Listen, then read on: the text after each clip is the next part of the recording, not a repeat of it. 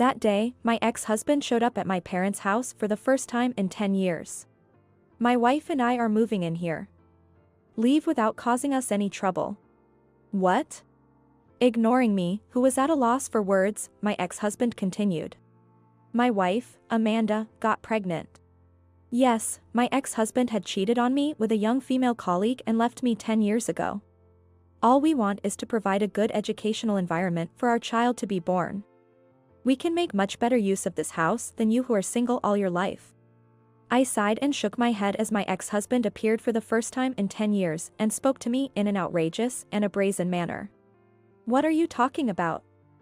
You just can't. What? Are you listening to me? Don't you know? Who lives in this house now? As soon as my ex-husband saw a figure appear from behind me, he turned pale and started shaking. Who the hell is this? At this moment, my ex-husband, who had brazenly come back, realized his actions had backfired. My name is Jennifer. I'm a 45-year-old, a restaurant employee. The company seems to appreciate me fairly well, and among my peers, I'm progressing fairly smoothly in my career. Although I'm living a peaceful life now, it took me several years and many twists and turns to get here, experiencing numerous events along the way. Among them, the most significant event was probably my divorce from my then-husband, Michael. The cause was Michael's infidelity. He shockingly eloped with Amanda, my younger colleague. Amanda appeared as a charming colleague when behaving normally, but she had a tendency to covet what belonged to others around her. Moreover, her behavior was beyond normal envy. If she deemed something she didn't possess as valuable, she would want it. Whether it was an object or even a person, showing a complete lack of common sense. On the other hand, Michael had a friendly personality and demeanor and was easy to get along with. And I was attracted to these qualities in him at that time. Michael took a liking to me as well, which led to us dating. After a while, I introduced him to my family. By that time, we were already in a relationship with the intention of marrying. So this was a decision we made after discussing and settling on what needed to be finalized between us. My parents and sister took a liking to Michael, and he was also amiable towards them, which allowed the engagement meeting to go smoothly. However, it was after this that Amanda, my younger colleague, started targeting him. Passing by us talking in the break room, Amanda seemed quite surprised when she saw him. Apparently, I later found out that Amanda and Michael had known each other from high school and college. After that, Amanda started to intrude between me and Michael, often joining us not just at work but also in our private outings, making it a trio. While I sensed something off, Michael and Amanda's interactions continued even after our marriage. And the more they kept in touch, the more I started to feel uneasy. They would get excited over topics only they knew, and start sneaking off together. Michael, did you go out with Amanda yesterday? I wanted to be included too. Oh, my bad. I'll make sure to invite you next time. Michael's response, seemingly absent-minded, gave me an uneasy feeling. Later, when invited to dinner by another colleague, I was informed of a shocking truth during the meal. Shockingly, this colleague said that she saw Michael entering a hotel in the city arm in arm with a woman who wasn't me. Moreover, when my colleague showed me a photo taken on impulse, it turned out that the woman in the photo was indeed Amanda. I didn't want to believe it, but being shown the photo left me with no choice but to accept the truth. I had my colleague transfer any other photos taken and decided to confront Michael that day. Michael, what is this about? You and Amanda are in these photos, aren't you? Oh no. Well, this is, you know. With his indecisive attitude, Michael kept mumbling without giving a clear response. I turned a blind eye at first, thinking it was just an interaction between colleagues at work, but I never imagined it would escalate to betrayal. No, that's because you two were making a fool of me, weren't you? Did you have a good time on dating with Amanda, forgetting about your wife? As I pressed him further, Michael hung his head in silence, and eventually stopped responding altogether. It was the next day when Michael disappeared as if fleeing from the situation. The next morning, when I woke up to find Michael nowhere, I called Amanda with a sense of suspicion, but couldn't reach her either. It was 3 days later that I discovered Michael and Amanda were together. Because papers signed by Michael to file for divorce were sent home, and Amanda also emailed me. There was only this one line written in her email. "Jennifer, I'm sorry, me and Michael will find happiness together." Of course, I couldn't accept it with just this brief email. But I couldn't even lodge a protest because I had no idea where they had gone, and I couldn't reach them. Furthermore, Michael had sent his resignation notice to the company by mail, eliminating any connections there as well. Feeling utterly helpless, I ultimately decided to agree to the divorce. For a while after that, I was plunged into despair and couldn't find my way back. I simply couldn't accept the reality that Michael had eloped with Amanda. But I couldn't stay down forever. I decided to channel my frustration and anger into immersing myself in my work. Focusing on work allowed me to forget about Michael and Amanda. This dedication paid off, and the company recognized my contributions by promoting me and giving me a new position. With the help of good people around me, I was able to lead a stable life within 2 to 3 years after Amanda and Michael eloped. And now, one day, 10 years after Amanda and Michael eloped and disappeared from my life. Since it was my day off, I slept in and finally woke up close to noon. Just as I was getting up from bed to start making some food, the cell phone by my pillow suddenly rang. It was an incoming call. The screen showed no caller ID. I usually wouldn't respond, but being half asleep, I ended up answering it. "Hello?" No sooner had I tentatively spoken up than an unexpected voice came through from the other end of the line. "Hey, Jennifer. Long time no see. It's me, Michael. What's up? So lucky this number is still yours." "What?" "Michael." To my astonishment, it was from Michael, my ex-husband. I was so surprised that I nearly fell out of bed. "Michael. Why on earth would you contact me now after 10 years? What are you thinking? What do you mean, why? Even after 10 or 20 years, isn't it normal for us to keep in touch since we were once married?" Michael said it while laughing, as if something was funny. His attitude of laughing it off as if nothing had happened reminded me of the anger that should have been forgotten. "What do you mean once married? Stop fooling around, all right? How dare you contact me so brazenly? Let me ask again. Why are you contacting me now? Come on, Jennifer, calm down. It hasn't changed a bit that you were easily irritated." Michael's carefree tone made me feel like a fool, which irritated me even more. Although I didn't utter a word, perhaps sensing my mood over the phone, Michael finally got to the point. "Oh, anyway, you're living at your parents' house now, right? Can you pack your things and leave as soon as possible?" "What?" "Sorry for the sudden news to you, but me and Amanda have decided to move into that house." It is absolutely nonsense. What kind of thought process led him to such a conclusion? Actually, Amanda and I got married and she recently got pregnant. We want to provide a good educational environment for our child to be born. So, are you telling me to leave? Of course, you won't refuse, right? I'm actually being kind by telling you this. If you stay in your parents' house forever, you won't be able to remarry. My head began to ache with anger and disbelief. I never expected that after 10 years of no contact, he would reach out only to make such an absurd demand. Indeed, as Michael said, I had returned to my parents' house. I don't know how he found out about it, but it is certainly true. Of course, I'm going to say no to that.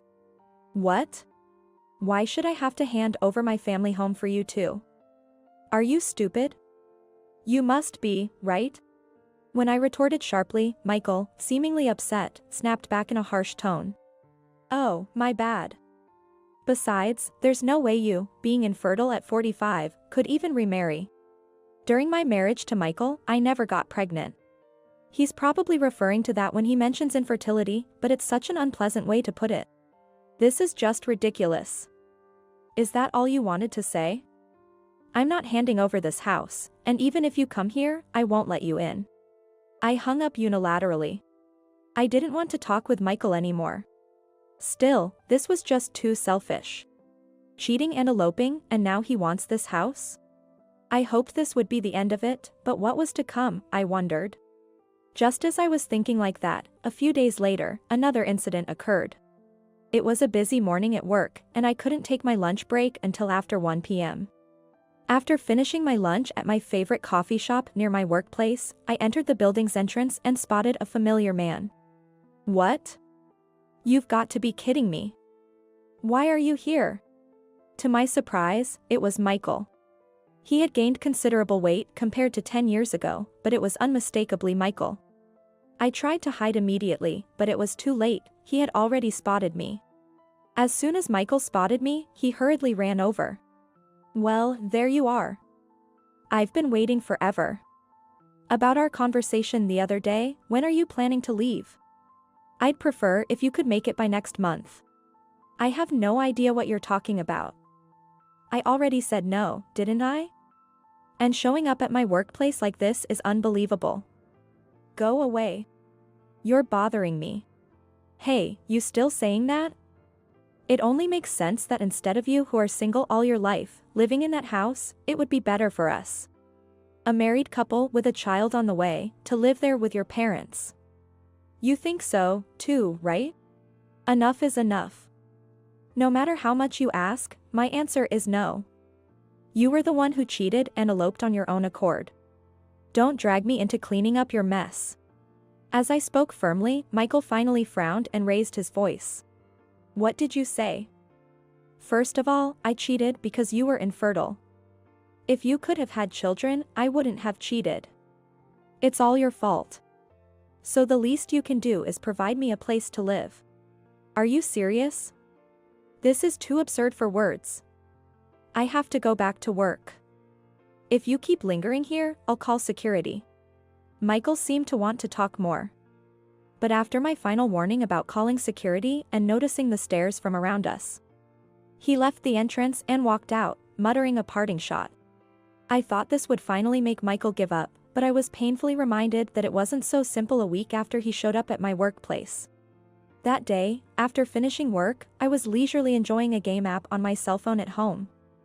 Then, suddenly, the doorbell rang.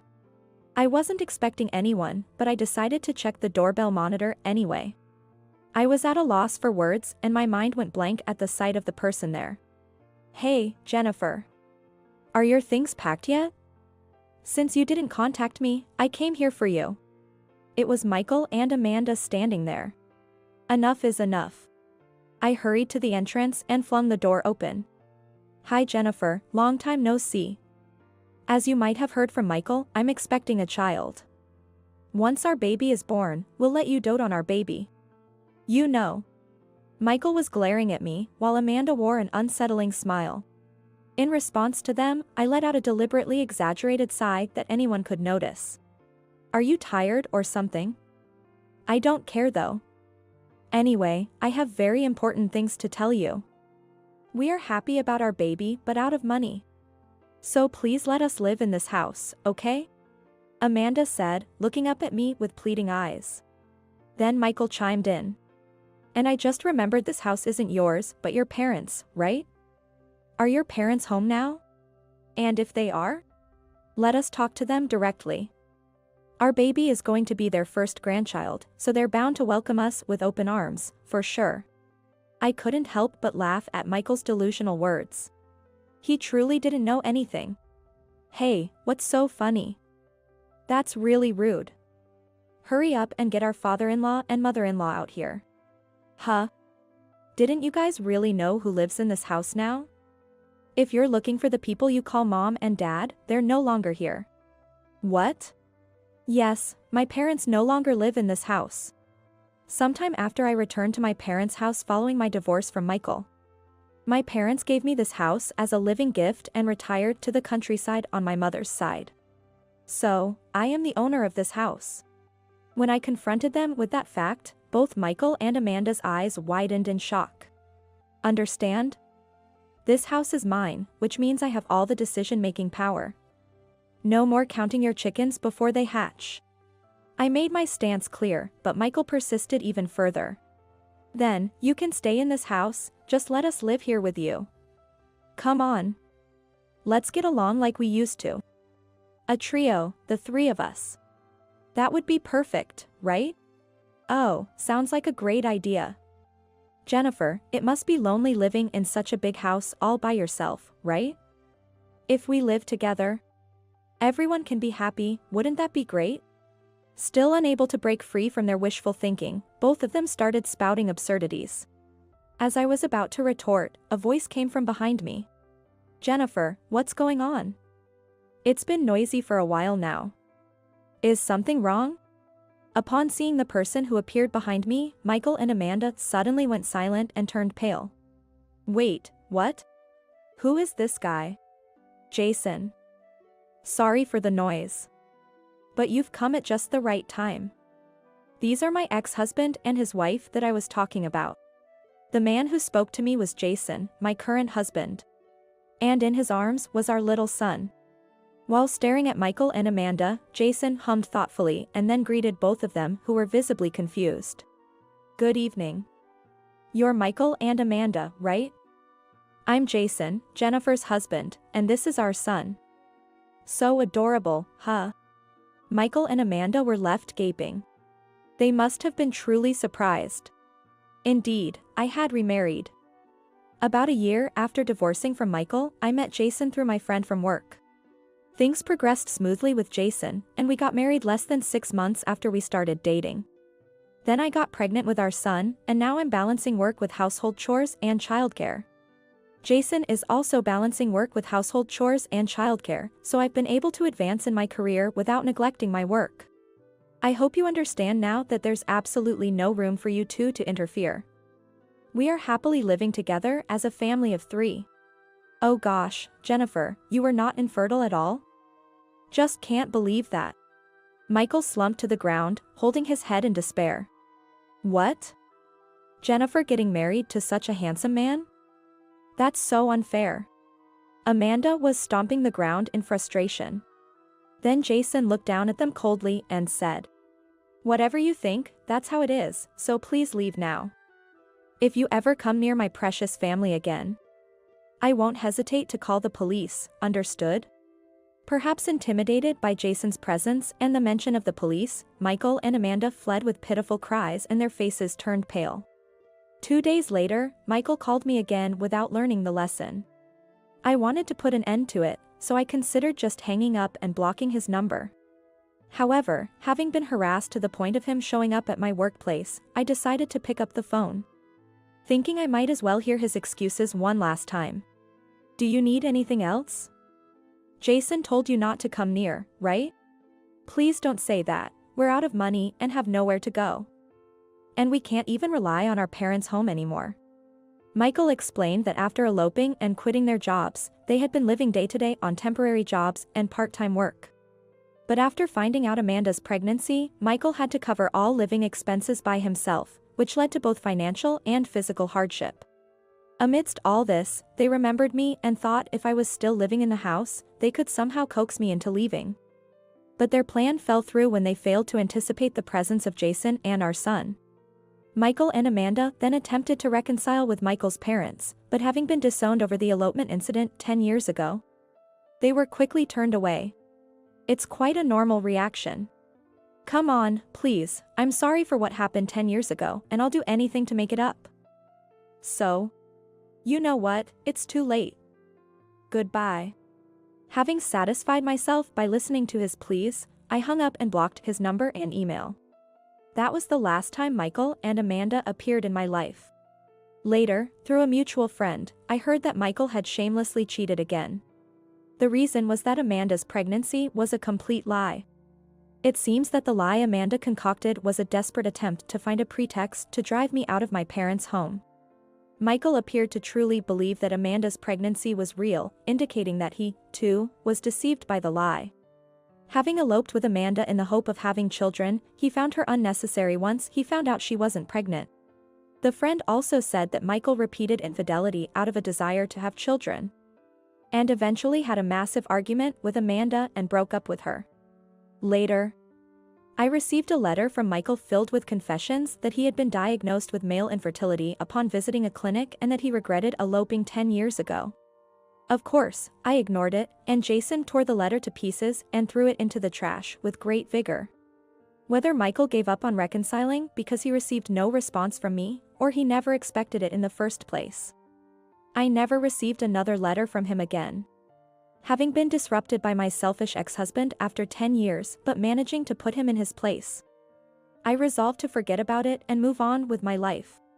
Since then, I am living peacefully with Jason, who is kind and compassionate, and our adorably precious son.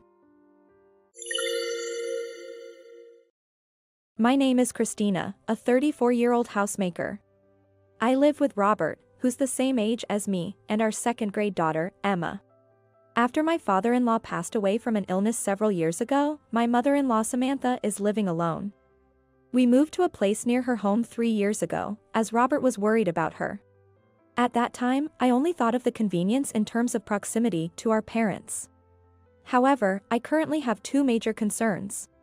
First is Robert's recurring infidelity. Robert can't say no when approached, and he's quite prone to getting distracted by other women. This was an issue even when we were dating, but at the time of his proposal, he swore to only have eyes for me from then on. Perhaps it was my fault for choosing him, but I did believe in him at that time. Yet, nothing changed after we got married. Most of it wasn't direct, like messaging, but there was a time when we nearly faced a divorce because of a serious confrontation.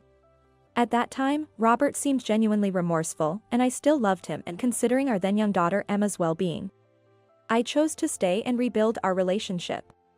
But every time I see Robert glued to his smartphone, I can't help but suspect he's still in touch with someone else. The second issue is Samantha, who lives nearby. Ever since we moved here, she had a habit of dropping by unannounced and often leaves after making snide remarks. At first, I tried to be understanding, thinking she was just lonely, but her behavior has escalated over time. It was too late by the time I realized how unreasonable she could be. She wreaks havoc as she pleases, ruining ingredients I've prepared or even complaining about the contents of my neatly tied garbage bags.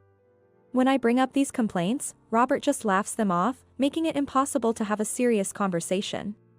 Moreover, Samantha always interjects in our fights. It seems Robert runs to her after every argument to rally her on his side. During a heated argument in the past caused by Robert's infidelity, Samantha took his side, saying, "Well, of course he wouldn't want to come back to a wife who's always angry like you." I was dumbfounded. Whenever she attacks me, she never fails to say, "If only you could have had a boy," an utterly outdated comment. No, that's totally irrelevant right now, isn't it?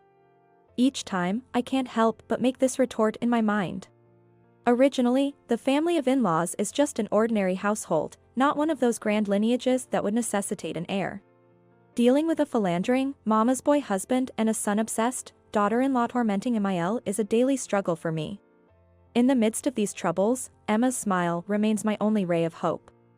I've considered divorce numerous times, but as a housemaker without a job, I have financial concerns. Thinking about Emma's future growth, I don't want her to experience any hardships. Most importantly, I couldn't bear the thought of taking her beloved father away from her. Which is why I couldn't bring myself to initiate a divorce. Today, she showed me a portrait I supposedly drew in class. In the picture, I was holding hands and laughing with her. It seems that at some point, she's become quite skilled at drawing. Feeling Emma's growth, I smiled. I can keep going because she is here. When I said thank you and patted her head, Emma smiled shyly, clearly delighted. One day, just like any other day after sending Robert and my daughter, Emma, off to work and school respectively. I was doing house chores when I received a call from Samantha. She said she needed me to come to her house immediately. Wouldn't it be nice if you could come over as usual? By this time, I had developed some resistance to Samantha's unreasonable demands and could talk back a bit. Well, calling an old woman like me over. What a cold-hearted daughter-in-law you are, she exclaimed, predictably making a big fuss. Although I expected it, she raised her voice dramatically. I sighed. Looking outside the window, the sky was overcast, looking like it might rain at any moment. All right. I'll head over in a bit, I said nonchalantly before hanging up the phone. I had no idea what the matter was.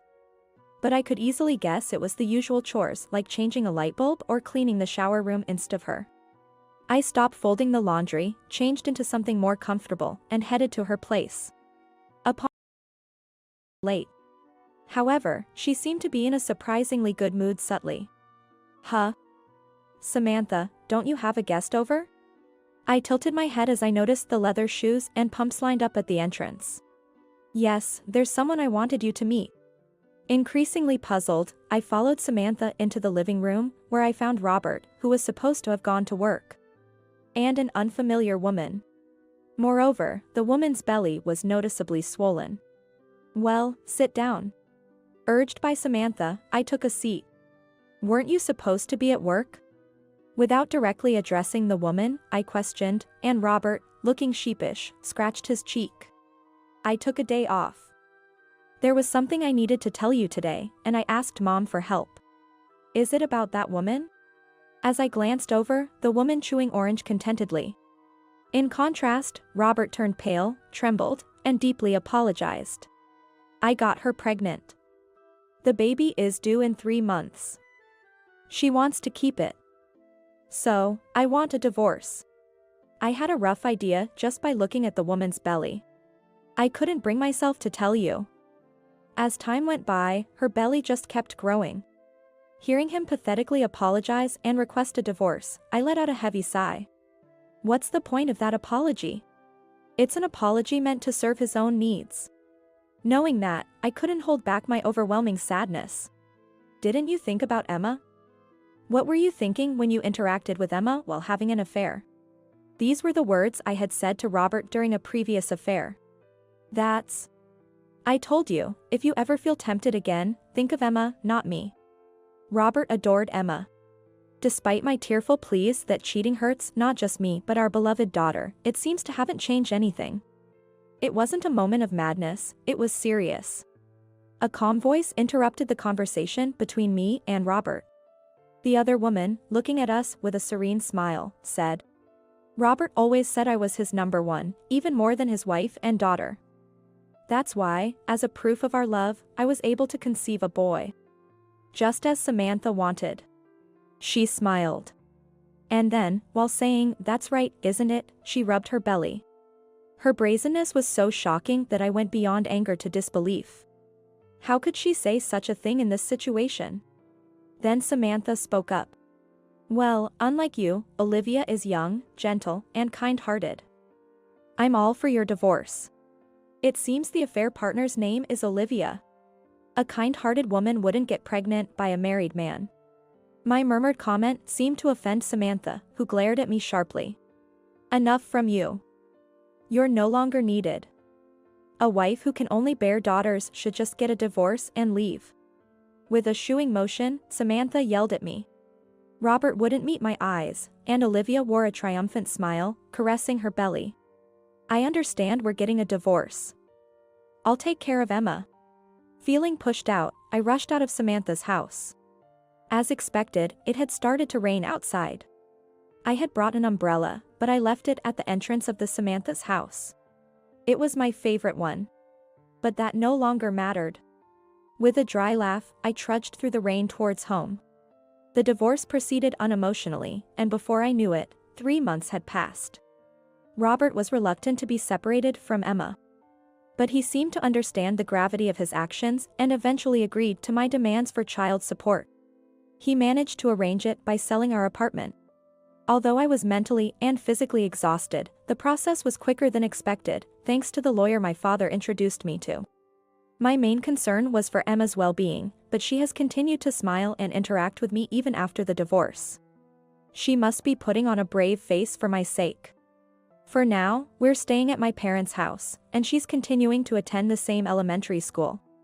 But we may have to consider moving depending on where we find a new home and my job situation. She seems to understand that, but I know she feels differently deep down. There's nothing sadder than seeing a child suffer because of their parents' selfishness. To ensure Emma wouldn't feel lonely, I spent my days searching for a new home and job within her school district. It was during this time that I received a call from Robert. We had kept in touch due to matters related to child support. Thinking I would hang up depending on what he wanted, I answered the call. Right off the bat, he was in a panic, saying something about the skin color of the baby is. Taken aback by this sudden topic, I responded, we agreed you wouldn't contact me unless it was about child support or something necessary. Trying to remain calm, I countered his statement. It's not about that. I've been deceived. Though I could have hung up, curiosity got the better of me, and I decided to listen. The baby isn't mine. To summarize, Olivia had safely given birth recently, but the baby had features clearly not from Robert or Olivia's families, leading Robert to insist on a DNA test. It turned out the baby was indeed a boy, as they had said. Having heard that Robert had married Olivia right after our divorce, I struggled to suppress a laugh. Olivia was seeing several men, including a foreigner, besides me. Can you believe it? He was expressing his anger as though he was the victim. He continued, "This is cuckoldry. When I said I'd sue, she told me she chose me because I seemed the wealthiest. It's just too much." Neither Robert, Samantha nor Olivia herself could have anticipated this turn of events. All I could feel was schadenfreude. "Really, you're saying that?" At my words, he seemed surprised and said, "What?" I received a wry smile from me. Did he expect me to console him? Cheaters deserve each other. It doesn't matter if the skin color is different. It's the boy your dear mother wanted, after all. My words clearly unsettled him. But, you see, I'm planning to leave Olivia. I was hoping we could get back together." His stammering plea for reconciliation made me want to pull my hair out. Mom said it was the best thing to do. His unnecessary addition infuriated me even more. "Please, enjoy your life with your like-minded new wife, your precious mother, and the cute baby that belongs to someone else." I spat out these words and hung up. I immediately turned off my phone too. This call confirmed the birth of the baby. However, the words about reconciliation from Robert made me uneasy. I had been searching for a home and job in this area to prevent Emma from having to change schools. But now I wondered if it might be better to move somewhere far from Robert and his family. That evening, I was having dinner with Emma and Mother. My father hadn't returned from work yet. Emma was excited to watch TV with Grandpa when he got home, and my mother suggested joining in. Seeing her granddaughter smiling, my mother also looked delighted and said, "Maybe I should join in the fun too." Our peaceful family moment was abruptly interrupted by the sudden ring of the doorbell. Wondering who it could be at this hour, I peered at the screen to find, to my surprise, Robert and Samantha. "Stay here with Grandma for a bit, Emma." I left Emma with my mother and opened the door with the chain still on. At that moment, the door was forcefully pulled, causing a sharp noise to echo. Thankfully, I had kept the chain on. As I was truly glad about the chain, I heard a TSK and saw Samantha peering through. Behind her, Robert stood with a downcast look. "Rob wanted to take you back as his wife, and you refused, huh?" Rob means Robert. It seems Samantha has been calling him that since he was a child. You don't realize how kind Rob is, thinking you, with a child, would have no chance of remarrying? It's none of your business. You have your long-awaited grandson and Olivia. Please get along with them." My words made Samantha flush with anger. "If I had known she was like that, I would have put up with you." Pushing aside Samantha, my ex-husband then reached his hand through the gap in the front door. "Christina, I truly regret everything. I was deceived too. Let's build a happy family together, just the three of us this time." Robert pleaded tearfully at the door while rattling it, with Samantha shouting emotionally beside him. As I puzzled over what to do in this bizarre situation, an unexpected voice silenced them both. "I hate Daddy and Grandma because you always bully Mommy." Turning around, I saw Emma standing there, tears welling up in her eyes. My mother rushed over from behind her, holding her back from getting too close to the door. My mother was holding her mobile phone. "Dad and the lawyer are on their way here now." It seems that my father was in contact with the lawyer who helped us out. During that time, Emma must have seized the opportunity to come to me. My mother's words brought me a bit of relief. To be honest, I was internally terrified by the ferocity of the two, who looked like they could break the chain and barge in at any moment. "Emma, let's wait with Grandma over there." At my mother's words, she shook her head in refusal, saying, "Emma will protect Mommy. I hate Daddy and Grandma." She was crying her eyes out. I couldn't help but tear up at this sight and held Emma close. Samantha and Robert were just staring at us in shock. Their earlier momentum had vanished, and their faces had lost all vitality. I think Emma's words had an impact. While this was happening, my father and the lawyer arrived, and even a police car showed up.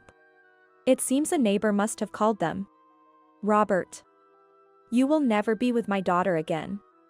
If you regret your actions, this is not the way to go about it. Understand? Following my father, I stood in front of Robert and Samantha. Please don't hurt Emma anymore. I will never meet your demands. I want nothing to do with you ever again, I said.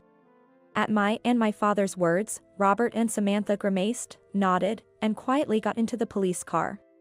The lawyer said, "We will take even stricter measures to ensure this never happens again," offering reassuring words.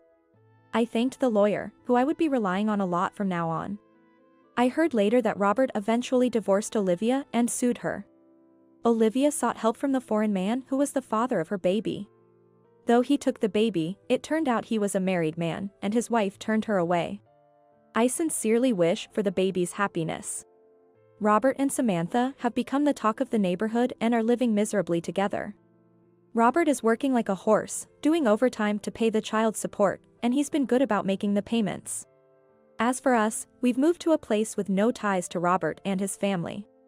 I managed to get my job back through connections from my single days, and Emma is making friends and enjoying her new school. I'm looking forward to her growth and am determined to live a strong life.